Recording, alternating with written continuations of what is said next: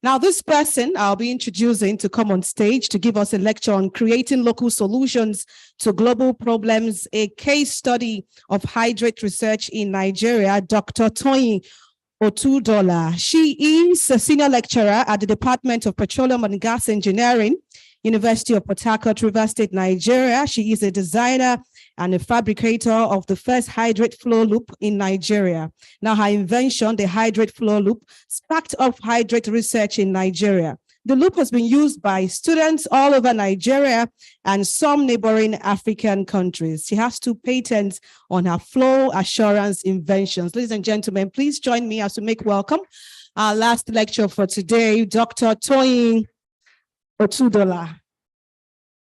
Odutola, our last lecturer for today. Welcome, ma'am. Thank you very much.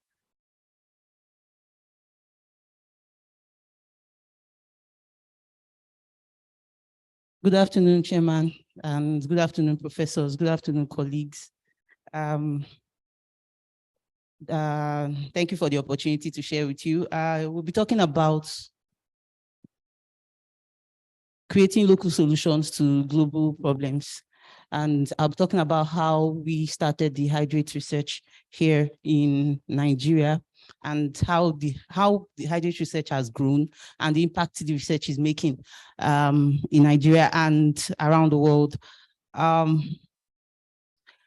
So I have been introduced. So this is the objective of the presentation. At the end of this presentation, I want us to know that it is possible to have homegrown research that addresses local and global challenges, because I'll be sharing with you how we started here and how we've been able to move it to positions where people are talking about us all over the world. Here's my presentation outline. There will be introduction. I'll talk to you a little about what Hydrate is so that you understand when I start showing you the equipment we designed and fabricated. Then I will talk about steps to innovation, because we are all thinking of how we can innovate and produce something like this or something better. Then on that steps to innovation, I'll be talking to you about identifying the problem, solving the problem, improving the product, because you need to keep improving your product when you have designed one. And I'll be showing you our improved product. We did an animation of the loop. I'll be showing it to you, and then I'll conclude.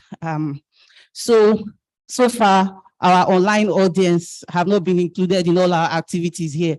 We've been doing it here, going around talking. So I made this activity inclusive to everybody. So I would like you to just go to this link here and type in the word that best describes the most important part of this workshop. We'll be talking about patents, entrepreneurship. What do you think? Just one word. So I'm giving us 2 minutes to do that, please. It's just like an icebreaker session, please. So just go to the link, type on your phone in the browser, bit.ly/ACE-PUTOR1. If you have any issues with it, let me know, please.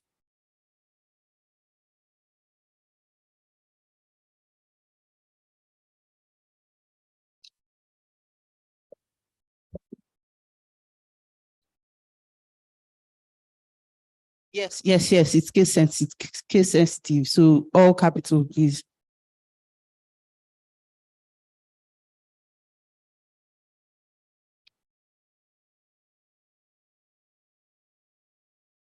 For those online, I've shared the link with you. So for us here, please just type in your browser. Okay.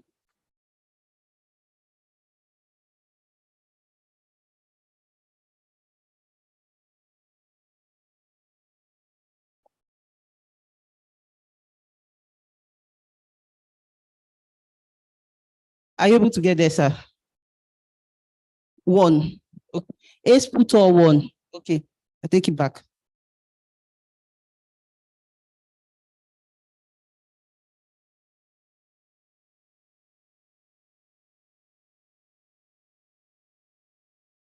Is anybody in? Okay, so just one word, please. Okay, so I'm seeing patenting. Patenting is growing. Many people feel that's the most salient part of this research, this workshop. Commercialization, informative. Okay, the research has provided us with a lot of information. I'm seeing patents. So yes, people have talked about a lot of, I think what a lot of people feel is the most salient part of this workshop so far is that we can patent our work, we can protect our intellectual property. Fantastic. Thank you for participating. So now we will now talk about what I did. I can share this slide after now so that you all see what you felt was the most salient part of the workshop by the second day. Okay. Okay, so I have to describe Hydrate in a very simple term because I remember Professor Etela, when he was talking to us, he said, if we write a grant and we put our executive summary in a very complex manner that nobody understands, nobody will even read it, or when they read it, they'll just throw it away that I don't understand it. So I know this is a mixed crowd. So I'll talk about Hydrate in terms that you will understand, because I believe we are not all petroleum engineers. Now, let me relate it to health.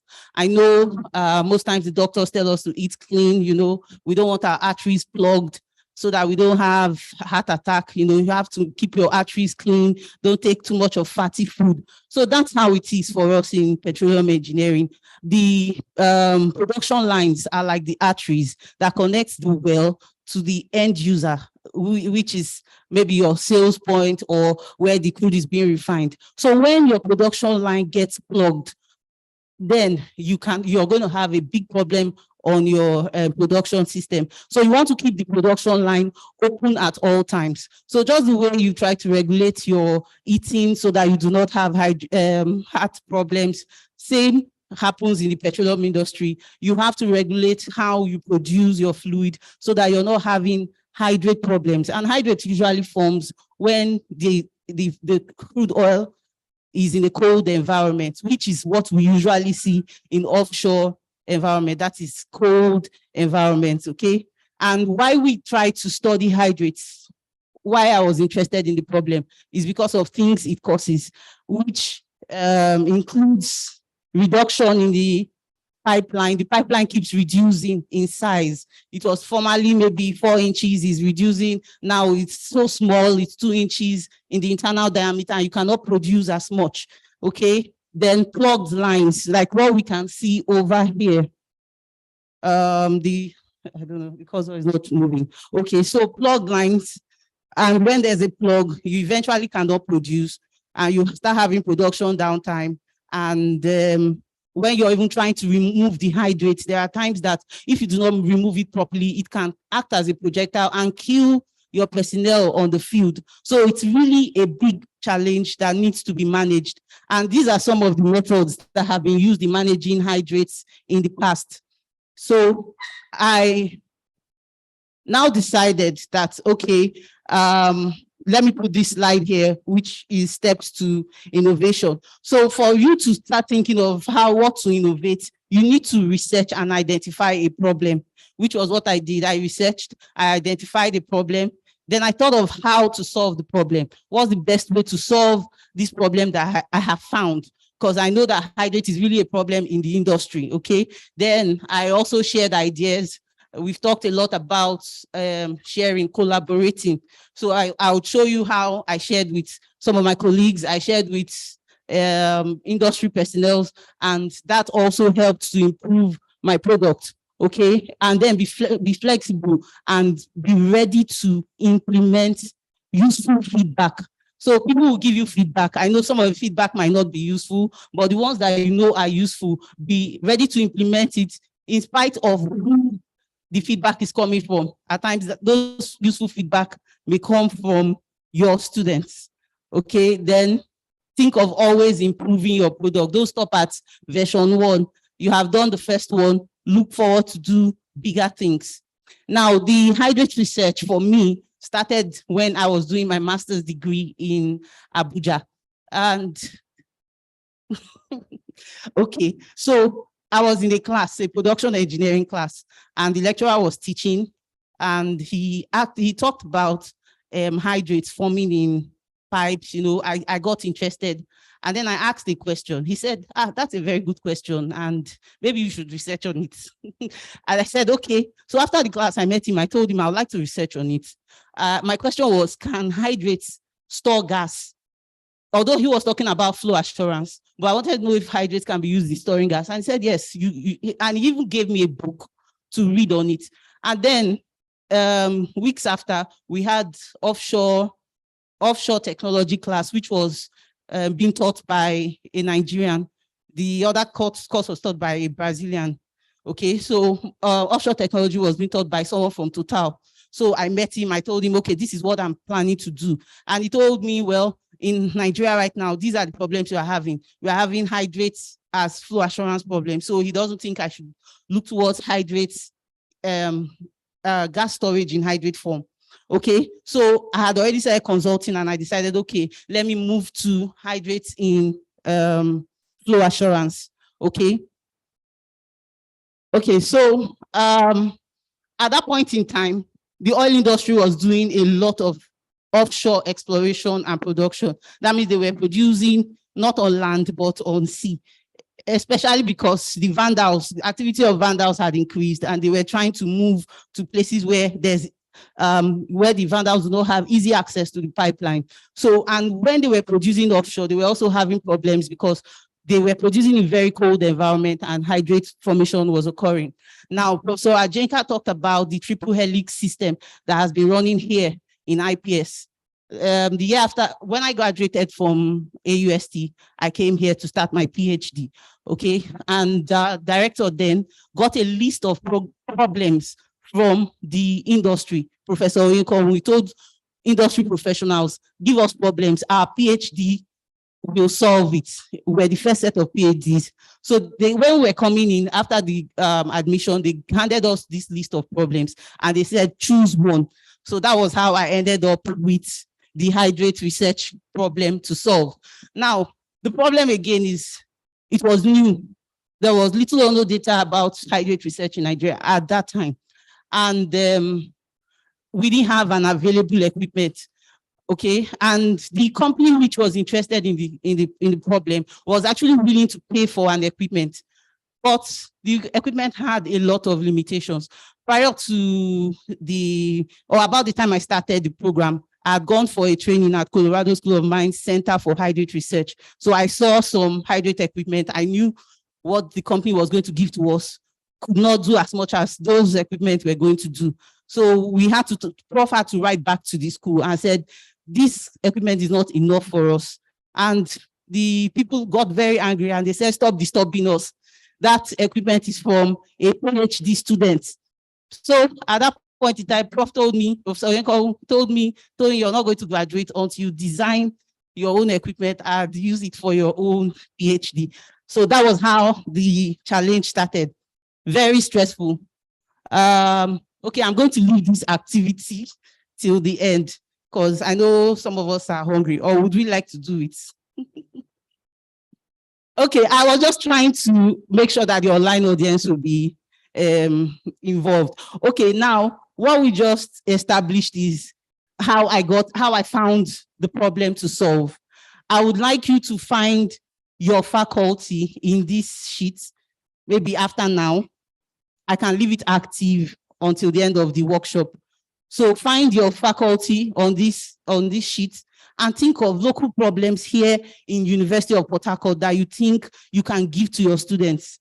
People talked about, Professor Ajenka talked about gene, that most times we tell our students to compare how the local gene is being made, but we've not made our own gene here in the University of Port Harcourt. He also talked about the refinery we haven't done. I see a lot of plastics being thrown around. When I was a student, we did this student convention, Waste to Wealth. There were so many presentations, yet we are still throwing plastics around. Can your department solve some of these problems? Start thinking of the problems, okay? So what did I do after I found my problem? I had to research. I found books. I found journals. And I had to study and study. And then I also had to look at universities that were conducting similar research. Then another thing I did was to talk to people. And then I also looked at existing models. Towards the end of the slideshow, you will see some hydrate loops that are existing, and then you compare to what we have here in Nigeria and see how we are doing. Okay, so talking to people helped, because, and again, being in this kind of environment also helped, because being in IPS, I was exposed to a lot of industry people. I was here, Prof gave me an office as a research assistant. So I was meeting people and talking to them about my problem. This is what I'm trying to solve. Okay, it was somebody who came to teach a course that showed me how it could be done. He gave me a paper that gave me an idea that this is actually possible. Because initially I was saying, am I going to put water in a room and put the pipeline, or what am I going to do? So these are some of the equipment that exists in established centers for gas hydrate research. So this is Heriot Watts University Center. I know Prof has been talking about clusters, research clusters. They've been studying hydrate since 1986, but Colorado School of Mines has done their own research on hydrate since 1975. When I even went there, I remember seeing the authors of books that I have read, and I was very excited. I told them I've read your book. They were like, wow, you know. So getting to know what these people were doing also helped me. Like this equipment here is just glass. I think it was being used by a PhD. He called it jamming equipment, and all he did was put glass beads inside to try to see how hydrate agglomeration happens. Simple setups, and they were using it and producing great results. Okay, so I had to solve my own problem by thinking of how to design and fabricate my own hydrate loop. So this was the design I had. Actually, this is not the first design. First design came, it was crappy. We had to change a lot of things until we eventually arrived at this, okay? And I had to take it to a company somewhere in Port Harcourt, which did the fabrication. And you can see that what I had there initially was a cooler, which never worked because I needed temperatures, very cold temperatures, but in less than how many, maybe 10 minutes, the ice would have melted and, you know, it becomes completely useless. So I had to think of other things I could do to make this work. I had pressure gauges and temperature gauges here. At this point, we're already connecting the control panel so that we could control the loop from a central point. So then we changed the cooler to a refrigerating unit, and eventually we brought it here to the University of Port Harcourt and installed it. Yet we still had problems. So the thing is, start first, because there will be problems. The loop was leaking. Again, when you see the final picture, excuse me, this is not how it looks presently, because we had to modify a lot of things. We noticed that there was a lot of temperature impact from the environment. We are in a very warm environment, so the heat from the environment was affecting the process, and we're never forming hydrates. So we had to insulate again until we got to this, and eventually this is what the loop looks like presently. Okay. So now another point in getting your innovation or invention is that you should share your research. The reason I'm here is because maybe some people knew about the research because I shared it, I spoke about it. If we keep quiet about what we do, then people will assume we are not doing anything. So one thing I did was to get a patent. Professor Ajenka told me, get a patent. So I had to go get the patent. Okay, so let me say here that in my own case, I'd already done some publication before the patent. And I remember being told you might not get it. I said, well, let me try. I didn't know I was not meant to publish, but I had just published some results results, but not what I got the patent on was the invention, the equipment. So I had not published on the equipment at that time. So I went to the patent office and applied. Said they sent my work back to me, that it wasn't properly documented, but they also sent a guide. So they gave me, I think, about 2 or 3 papers, 2 or 3 patents that were similar to my work to guide me to draft the next one. So I was able to draft the next one properly. Okay, share your work in high impact journal. I know there was some discussion on impact of journals yesterday. One of the things Professor Oyeko did, which then I was not happy about, but when I look back, I'm very happy. He told me he doesn't believe, well, it's not like he didn't believe the work, but he felt I have to publish in an Elsevier journal before I graduate. You know, I sweated and I was like, why? By then I had done SP conferences, you know, I had spoken about it in conference. He said, Elsevier, it must be Elsevier. Go and look at where the best in hydrate research are publishing and publish in that journal. So I had to search, and I saw that some scholars in Colorado School of Mines had published in Natural Gas Engineering and Elsevier journal. I sent the paper. Of course, they sent it back with a lot of, I think it was even rejection, and they gave their reasons. So I sat down, it properly, you know, and the next time I sent it, it stayed there for, was it 6 months? And eventually I got it. I was very excited. I went to tell Prof, I got the Elsevier. He couldn't believe it too. You know, he was also surprised. And there was even a particular workshop, someone was speaking and he said, all this equipment people are designing here, that is why your papers will never be accepted in high impact journals like Elsevier. When he finished, after the workshop, I went to meet him. I said, Prof, my paper was accepted and the equipment here that I designed, that's the output I shared in Elsevier. I was like, wow, you know, he was really shocked. So another thing you should do is industry professionals. You need to share your work with them. Professional bodies that you belong to. Let them know what you're doing. Colleagues in the university. So I talk about the problems I was having. There was a day I was speaking to Professor Briggs, mechatronics department. Then I had a low pressure cylinder, which I attached to the equipment, and the gas never stayed. In less than 2 days, we've run out of gas. We have to start going again to get gas. So I spoke to I was just talking to Professor Briggs, and he said, oh, I have a high pressure cylinder in my lab. Come and take it. And that was how I went. I got my students. We carried the equipment, the cylinder, and the research became a lot easier for us. Also, share your research with students. I know we just talked about undergraduates, how we don't try to patent their work.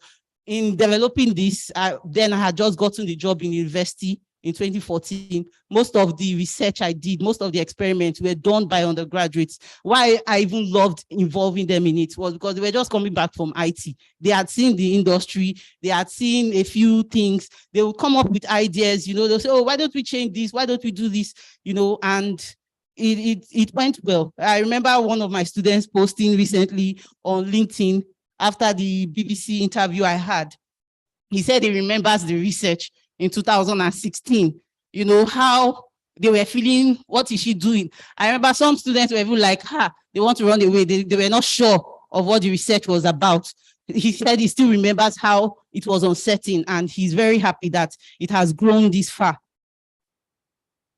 So, okay, we will be hearing about how to do our patents tomorrow, I believe. But basically what they need is just your abstract. You describe your entire process in a very short paragraph. Then your technical field, background of invention, details of your invention and your claims. What will your invention do? Okay, in sharing again, I shared to the Nigerian Society of Engineers. They came over here, they came over to the lab to see the equipment. And of course, they gave good feedback. And another thing we were doing here in IPS was that we had regular research meetings. So we're having research meetings before the funders come. And then we will also present to our funders. I think the meeting with the funders was quarterly, and the research was being funded by Total Energies. So they visited, the picture here, they visited, and I was presenting to them what we had done.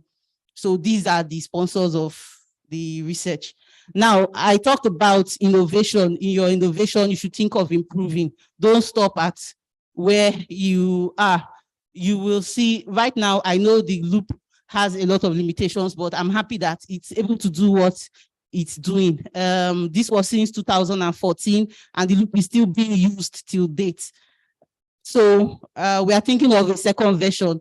Professor Oyenkon, who told me before, about the time he was going to retire, he said, we have not commercialized this work. We need to commercialize it. So he made me, I went over to his office and I did a presentation to the National Agency for Science and Engineering Infrastructure. So this is about collaborating again.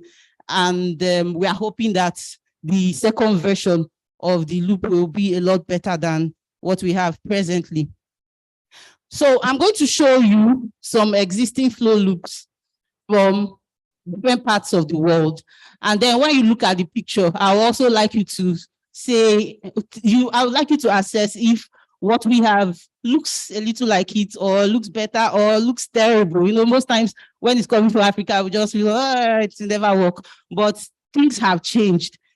I'm very amazed when I get some messages on LinkedIn. There was somebody that had sent me an email. I didn't respond, so he looked for me on LinkedIn and sent me a message. He wanted to know a particular parameter I used in the loop design. So I searched for the paper and I sent it to him. I told him to read.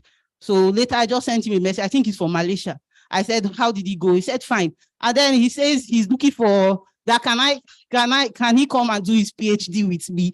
That is that am I taking PhDs? It sounded funny to me. I was like, really? And that was, then someone else also sent me a message that am I taking PhDs?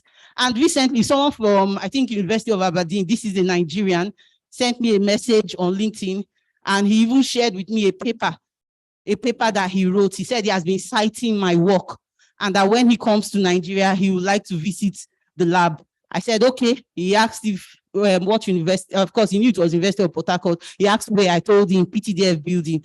You can come and I'll show you the equipment. Okay, so now this is University of Tulsa. Now, I know Tulsa's research is high up there because their own loops are even larger in diameter, not as mine is just 0.5, but their loops are designed to look like what you will see in the industry. And this is a university in China, Shangzhou University. So this is what they have. I don't know if that's, okay, this is what they have in Shangzhou University. And this is Australia's first hydrate flow loop. Just like I'm going to show you Nigeria's first hydrate flow loop. So what do you think? Is it really different or looks like it? Thank you. Okay, so I did an animation of the loop and I would like you to view it.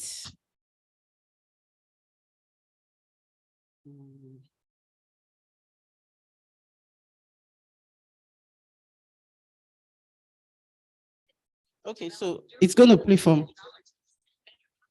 Prevent hydrate formation and assure flow. It can. The mini hydrate flow. Oh, By studying hydrate formation you're not seeing my in screen. gas-dominated systems using a constant body of batch experiment. The laboratory will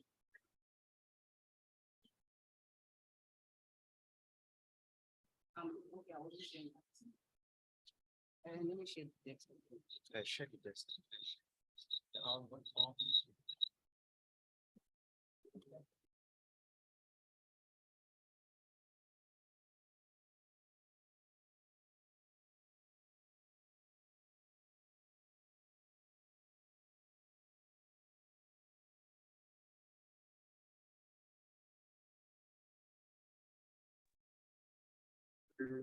The peculiar nature of the offshore environment has necessitated the need for the oil and gas industry to develop durable subsea technologies and better hydrate inhibitors to prevent hydrate formation and assure flow. With the introduction of the mini hydrate flow loop, these problems can be tackled by studying hydrate formation in gas-dominated systems using a constant volume batch experiment. The laboratory loop is a closed loop of 12 meters, fabricated using 0.5-inch 316 stainless steel pipe enclosed in an insulated 4-inch polyvinyl chloride (PVC) pipe. The hydrate loop mimics offshore production in the subsea environment. The steel pipe enclosed in the PVC pipe containing cold water represents the flow line on the seabed, surrounded by cold water. The skid-mounted loop was fitted with pumps, temperature gauges, pressure gauges, differential pressure transmitters, a gas mixing vessel, an inhibitor mixing vessel, and a natural gas cylinder. The experiment starts by pumping 435 milliliters water into the steel pipe to raise the loop pressure to about 25 psi using pump 3. The cooling water generated from the refrigerator is then pumped around the annulus of the steel pipe and the PVC pipe using pump 2 to progressively reduce the loop temperature to hydrate formation temperature. Natural gas is injected into the loop to achieve a pressure of 150 psi as a single batch. The screw pump is turned on to cause agitation in the flow line. The temperature and pressure around the loop are recorded every minute during the 2 hours experiment. Hydrate formation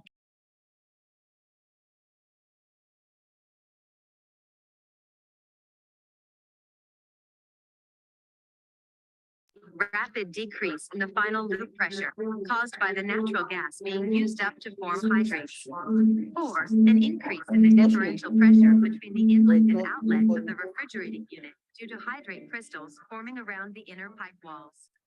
When testing hydrate inhibitors, the inhibitor is mixed with water and pumped into the loop to make up the 435 milliliters. The gas is injected to increase the loop pressure to 150 psi, and the cooling water is circulated around the loop. Inhibitor effectiveness is indicated by 1. No reduction in flow viewed from the glass flow meter.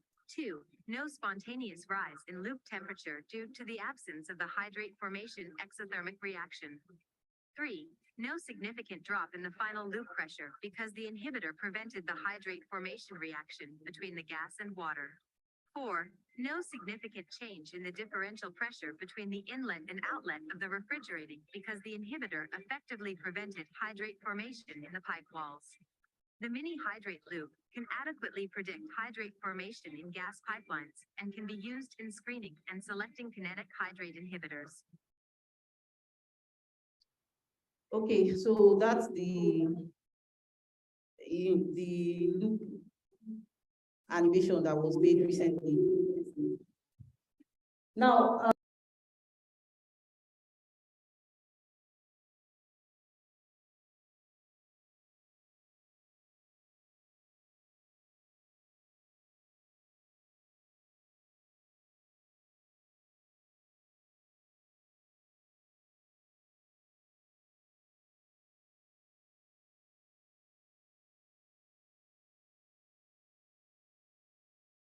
modified starch.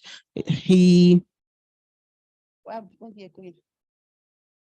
worked with someone in chemistry. He's muted. Abi? Okay.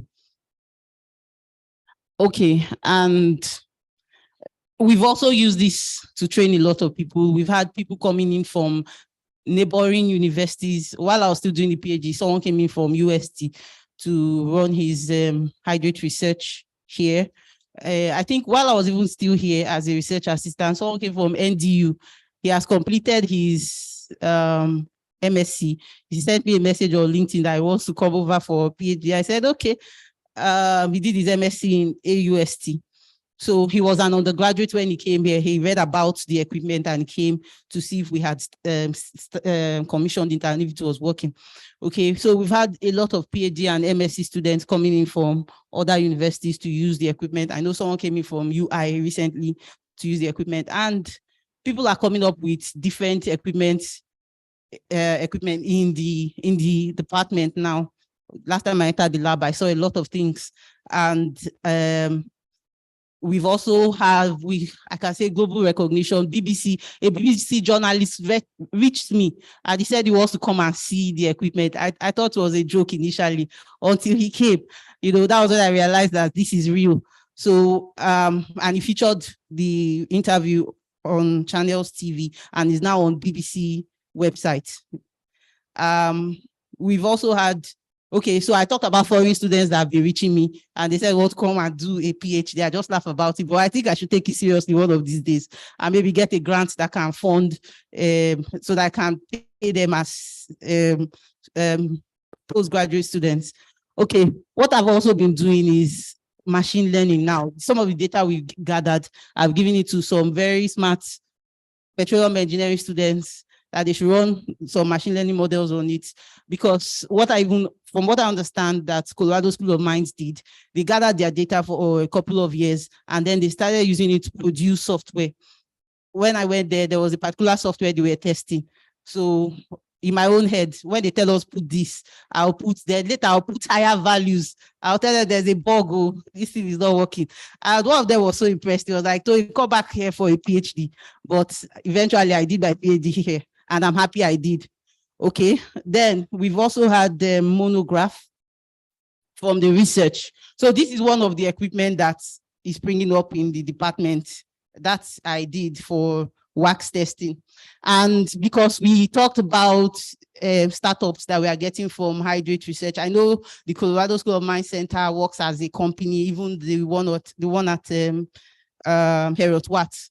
So, but when I was in MIT in 2020, unfortunately, I couldn't go to the Hydrate lab that was being run by Professor Varanasi because of COVID. He had already agreed. He teaches fluid mechanics, which was one of the courses I was auditing. He had already agreed that we should come, myself and my colleague. But the week we were meant to go, that was where they shut down the university. So they wrote us and they said we shouldn't come again. But these are some of the startups from the Hydrate research that he's doing at MIT. So what are the learning points? What they've done there, we can do it here, and we can even do better. So what we see there, the only reason we feel like, oh, they are doing it so well is because they've had more opportunity to practice. If we start giving ourselves opportunity to practice, we learn from our mistakes, we document things, we'll start getting better at our own craft too. Now, we should be facilitators and we should ensure critical thinking in our class. This whole thing started because of Professor Prado's class, because I asked a question and he said, oh, yes, you can do that. That was why I decided, okay, let me continue with this. How do we teach? Do we just teach what we have been teaching over how many years, or we bring in some of our research or things that are new into the classroom? We should bring in our research into the classroom, talk to them about some of your new findings. It will spark off some creative ideas in the students that they can use to do much more. Don't be content with the promotion that comes with publication from whatever innovation. It's not just the publications you should look out for. In that first slide, I'm very glad that most of us were choosing patents, but some people also said commercialize. So you need to go beyond patenting to start thinking of making money. I haven't got to that stage yet, but I hope I will soon. Then publicize your research, talk about it. I'm very glad that I joined OWSD. I was telling Professor Choma, I see the way they talk about everything they do, you know. So initially I used to be quiet, I'll just keep quiet. But when they talk, you see women talking about fantastic things they are doing. You know, I decided, oh, let me start talking too. So I started posting. I started posting, even if it's something very little, I'll post it. And it's opening up doors. Okay, so I said develop a growth mindset in your research. You do something, you keep learning and you get better at it. So I said develop research through regular practice, documenting the process and consistently improving on products. Now, MIT, which many people have talked about here, They stand out because there's something I read about there. It said MIT stands out with its relentless focus on hands-on education, which is summarized by its motto, mind and hand. So they are not just training your mind, they are training the mind and hand. So there's a lot of practice there, which I hope that we will start imbibing here in Nigeria. So in conclusion, creating globally relevant research using indigenous technology and local material is possible. You know, and I'm saying that we should now patent, publish, and speak about our research on platforms that matter. I forgot to add that you should commercialize your research too. Thank you very much. And I would like you to leave me a feedback, please. That's the link for the feedback. I like gathering feedbacks. So just put the link, get the link and give me feedback. Thank you. And I'll go back to that other activity so that you see the link, or the slide will be shared. Thank you.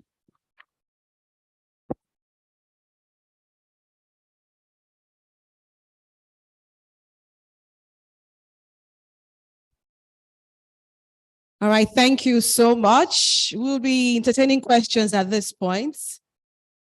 I was going to say 3 questions, but I think we can accommodate more than 3 questions. But please, questions should be short, concise, straight to the point, so we can accommodate so many other persons. So questions. Yes, sir.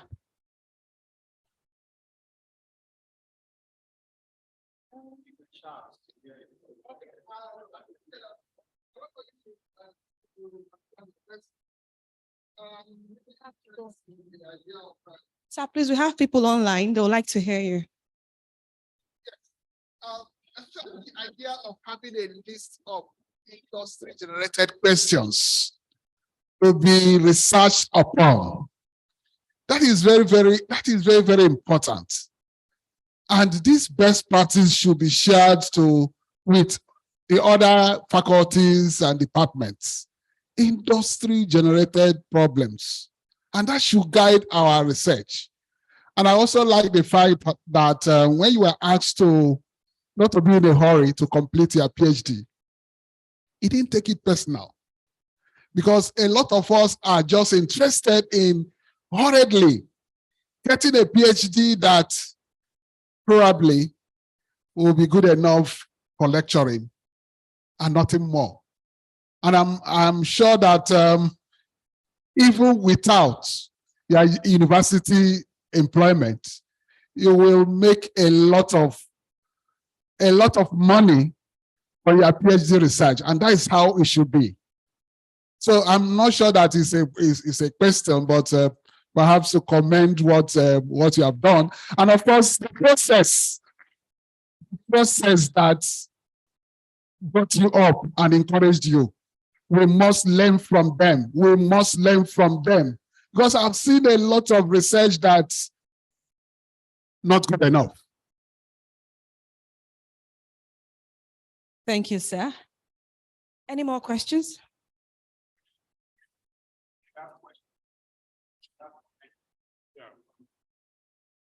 All right, thank you. Mine is more of a comment than a question. During your presentation, I heard you mention inhibitors. So I'm just wondering, for those of us in biochemistry and toxicology, we do a lot with enzymes. I will talk about inhibition, reactions, and all that a lot. So I don't know the chemicals that you're actually using as your inhibitor substance, whether they are actually safe or toxic to the environment. But in biochemistry, I know we can also generate some inhibitors from some enzymatic reactions. So I don't know whether you're also thinking about that, so that we can actually collaborate to see how well we can do that. Instead of using chemicals, we can also do something that are natural and will be less toxic to the environment. Thank you. Thank you very much for the question. The inhibitors we used are polymers. The inhibitors I used are polymers, and ethanol, methanol, those were the things I used. But the research has gone beyond that. I know some other PhDs have started using agricultural waste to prevent hydrate formation. And yes, we are open to collaboration with you, sir.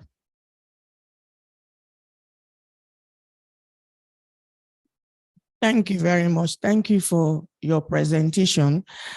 You know, you said your research was problems from the industry. Like we that are in medicine, where will we generate our own research? From which industry? Or, we are all learning so that we know where to generate, is it on, you said industry. I'm also trying to look at where do we generate our own problem? Thank you. Thank you very much, Mark, for that question.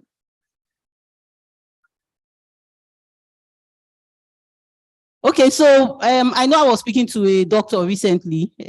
My son was ill, and he was talking about how they don't allow us use what's it called, antibiotics, that if you go abroad they'll have to wait for a while, but here he feels the system is different. He feels our body is different, and they should let the children use the antibiotics. Not that they'll let the child suffer until the child is so weak, that's why you're giving the antibiotics. He now told me that he feels we are not publishing enough. We've not put our data out there. So I don't know if that's enough from the industry, but I believe when you speak to doctors and know what they are doing and where they feel there's a problem, because what I got from that is that he feels there should be a research on the use of antibiotics and how it should be administered here. He feels what they are reporting in the Western world does not apply to us because our climate is different. Again, there was even also COVID, which didn't affect us that much here.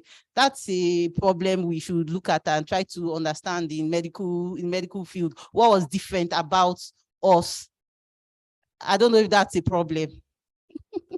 Okay, so those are some of the things you can look at in your field and try to solve.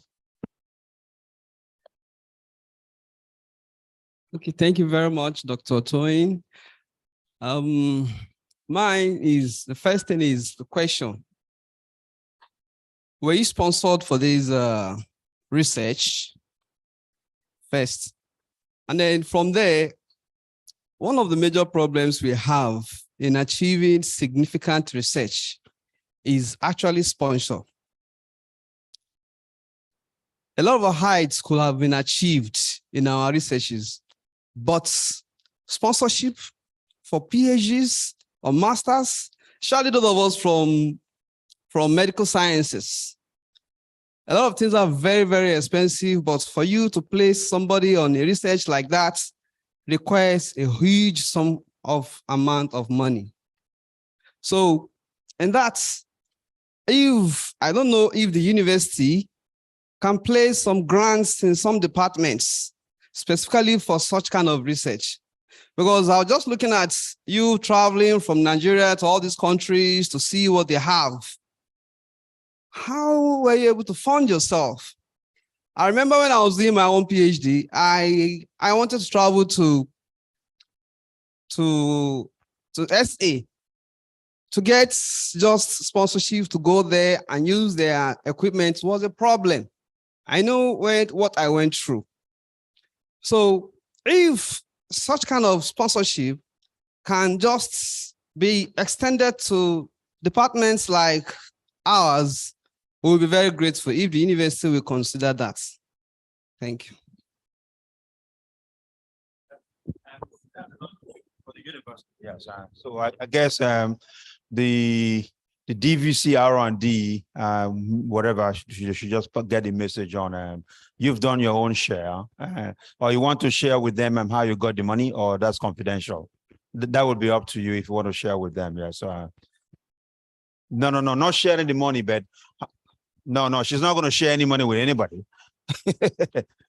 Yeah, but yeah, if you want me to emphasize on how you got the grants to travel to Colorado and to Tulsa and all this kind of stuff, that would be nice. But globally, universities don't give individuals money to run around.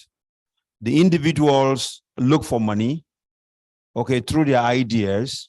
Then it's going to go to the faculty. The university will give a percentage to the faculty, and then the university will take a major portion of the money. My professor of biochemistry discovered abacavir. And then when he discovered abacavir, he sold abacavir, which is an antiretroviral drug, to a company called GlaxoSmithKline, because, like typical academics. So at the time, he sold the drug for $90 million.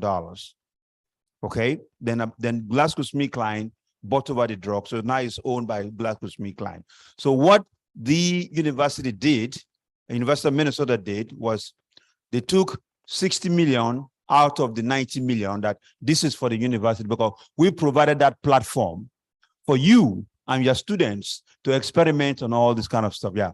And then the faculty, which was the College of Pharmacy that Professor Vince belonged to, I think took 15 million out of the remaining 30. And then we said, okay, Professor Vince and your colleagues, now you have 15 million to hire more people, play with things and all that, and discover more things, so that the university can also benefit. Exactly. So that's the way these things work globally. It's not a university going to give the individuals money A, B, C, D. Yes, it doesn't work that way. Yes, because you are under the umbrella of the university. So the university they have to find a way to gain from your knowledge, and you also at the same time will gain from what you're doing in the university. So I just wanted to make that clear. That way you don't walk around thinking that universities are handing out checks. Yes, thank you. Thank you, Prof.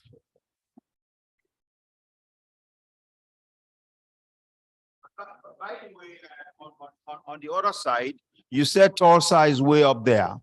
Okay, Tulsa may be way up there in terms of the University of Tulsa, but I'd rather be in Port Harcourt than Tulsa. I don't know what you've been to Tulsa.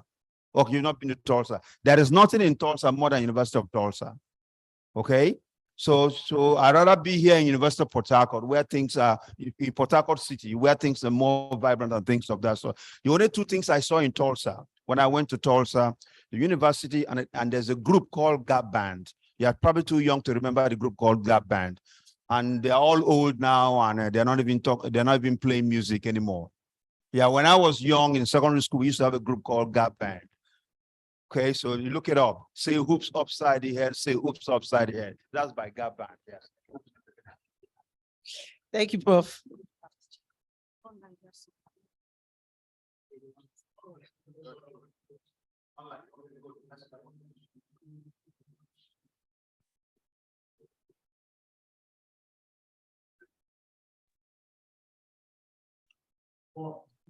Hello.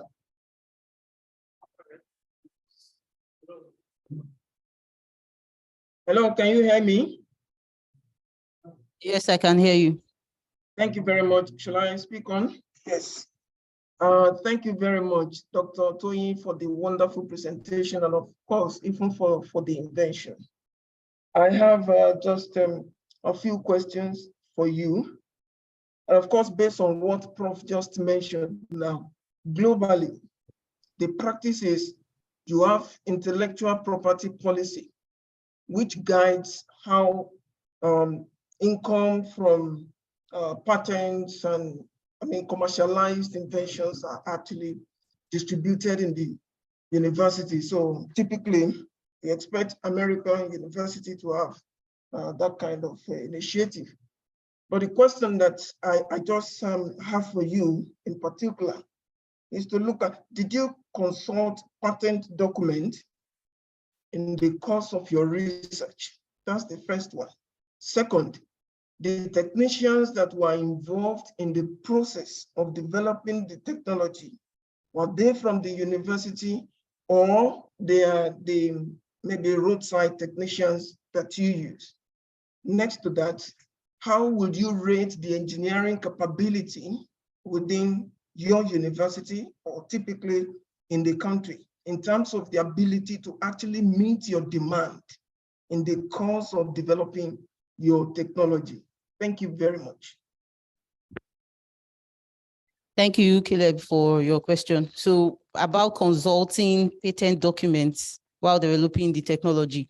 While developing the technology, no, I don't think I consulted any patent document, but I mentioned that when I was trying to patent the equipment, I was giving, after my first draft, I was giving some samples of related patents so that I could draft my claims properly. So that was when I was able to get the patent from the patent office. Then the technicians that were involved in designing this were not from the university. and they are from a company here somewhere in Port Harcourt.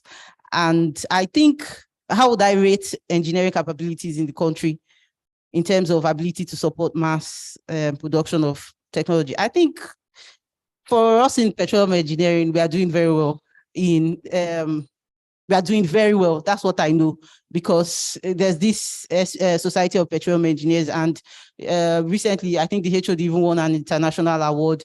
I mean, I know we are doing very well. So if I'm going to talk about petroleum engineering, I will say that petroleum engineering in Nigeria are doing very well, because we've had the opportunity to practice multiple times. So we are better at it.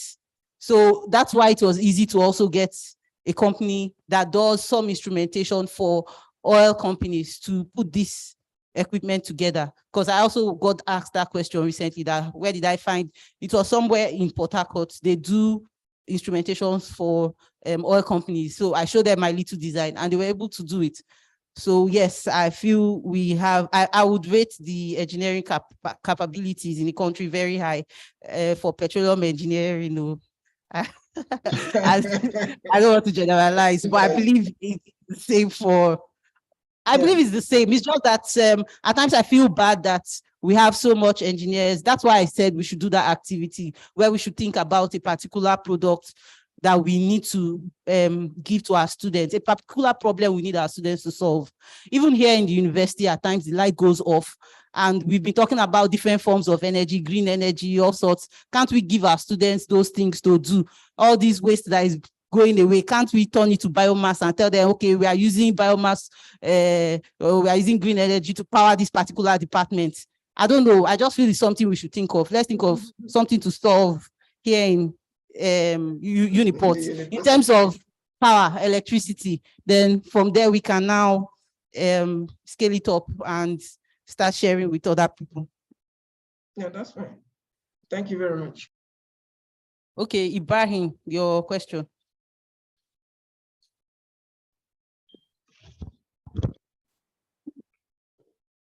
Hello, Dr. Toyin. Thank you. Good afternoon, Ibrahim. Yeah, good afternoon. You really tried. It was a very beautiful and a nice project. Because I just want to, say something that probably that will support what the previous Dr. Dilo was said. Probably, most of these technicians we use, I believe University of Port Harcourt has students that are in different departments that will have been employed or deployed to do all these things. Since you have said probably you believe in engineering generally in Nigeria, I think it has to be brought down to the university in subsequent projects that anybody will be doing. I think it is encouraging to probably involve every department, probably to source for these technicians from the student among the school environment, so that even this project, the knowledge of the project will be distributed and be known by even the students in the university. That is my contribution. Okay, thank you very much. There's a question asking if all presentations and recordings will be shared. So, sir.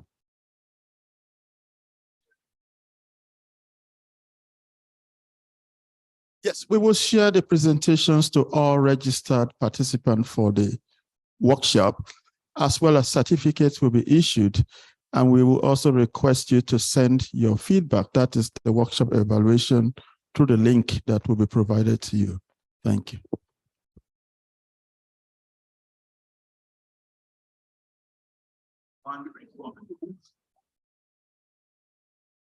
Fantastic work. When she said petroleum engineering is doing quite well at University of Port Harcourt, she wasn't just saying that for the sake of praising them. Years ago, I took a tally of professors of petroleum engineering in the country. I don't know how many they are now, but there were 6 at the time years ago. And I noticed that 4, 6 in the entire country. I noticed that 4 out of the 6 were in University of Port Harcourt. So actually, this is a place where, if you're talking about petroleum engineering, it's the mecca of petroleum engineering studies in Africa. So she wasn't just saying that, but I think they're doing quite well. And we need to thank the companies like Total and other groups that have actually supported them, because without company support, I think this would have been quite difficult for a university in which the research and development office, and I'm not even sure they have a budget, which you can just say that this is the budget for R&D. I'm not even sure they have that. So I just wanted to make that comment clear. Thank you. So much. So once again, please let's put our hands together for Dr. Toyin Odutola. Thank you so much, ma'am. I'm always very appreciative of women in science. And right? Thank you. Thank you so much. We